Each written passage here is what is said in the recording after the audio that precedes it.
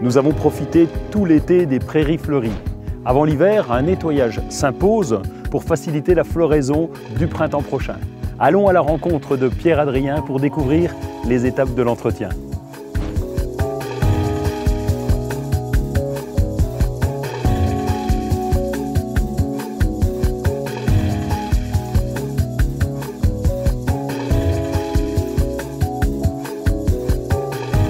Pierre-Adrien, nous sommes ici dans votre jardin.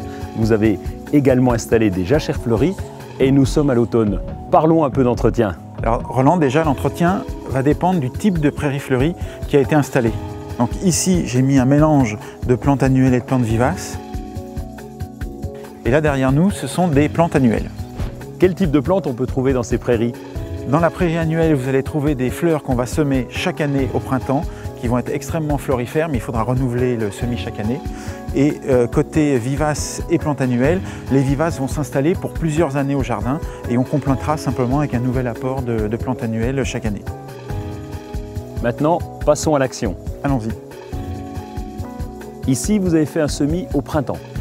Effectivement, dans cette partie du jardin, nous avons semé au printemps un mélange de fleurs annuelles et de fleurs vivaces. Les fleurs annuelles ont été magnifiques tout l'été, elles sont fanées, elles sont en train de faire leurs graines. On va donc faucher cette prairie, pas trop court, maximum entre 10-15 cm à peu près, pour ne pas abîmer les plantes vivaces qui sont en train d'apparaître et qui seront belles l'année prochaine. Alors, on commence tout de suite. Ok, vous allez m'aider? Je vais vous passer la faux et je vais chercher la tondeuse. Ah, c'est gentil. Merci. Merci Roland.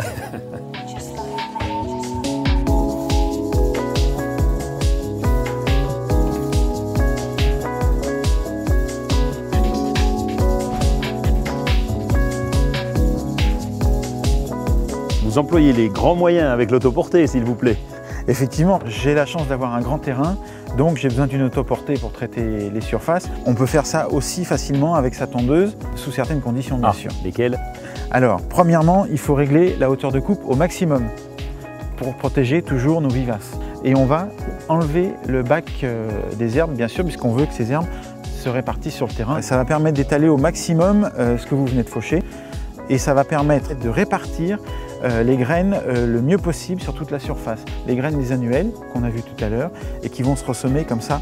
Et l'été prochain, elles vont venir fleurir en compagnie des plantes vivaces. Et moi, je passerai derrière vous pour étaler l'état. Voilà, et éviter que ça brûle dessous. Bon, Pierre-Adrien, nous avons fini. Exactement, on va laisser ça reposer cet hiver et au printemps, toutes ces petites graines qu'on a bien réparties vont ressortir et vont donner une magnifique prairie fleurie à nouveau. Alors, pour finir, on peut donner une petite astuce. Oui, au printemps, ressemer quelques graines d'annuelles par-dessus pour étoffer la floraison et ce sera splendide. Bon, en parlant de prairie d'annuelles, on va changer de coin. Allons-y.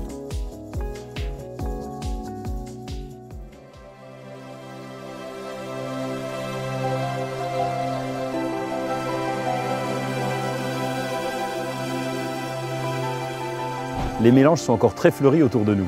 Oui, parce que j'ai voulu jouer avec différents mélanges, des mélanges précoces qui sont pratiquement fanés, des mélanges plus tardifs avec beaucoup de cosmos dedans qui vont rester superbes jusqu'aux premières gelées. Bon, pour l'entretien, comment procéder? Alors on va faire un fauchage là aussi. On va commencer par les mélanges précoces qui sont pratiquement fanés. On va les laisser quelques semaines sur le sol le temps que les graines se déposent. Ensuite, on évacue ces tiges coupées et une fois que c'est nettoyé, on met de l'amendement. Alors les tiges coupées, on peut les mettre au compost. Et si le compost est mûr, on peut l'utiliser justement comme cet amendement. Exactement, donc du compost ou de la biomarine par exemple. Alors l'amendement se met à l'automne et pas au printemps. Oui, parce que sinon au printemps, ce sont les mauvaises herbes qui vont profiter de l'amendement et qui vont se mettre à pousser au détriment de la prairie qu'on viendra de semer. Et puis, dernière étape, on va enfouir cet amendement pour que le sol soit prêt pour le semis du printemps. Et une fois que le sol est préparé, eh bien, on fera notre semis à partir du mois d'avril, c'est-à-dire quand la terre aura commencé à se réchauffer.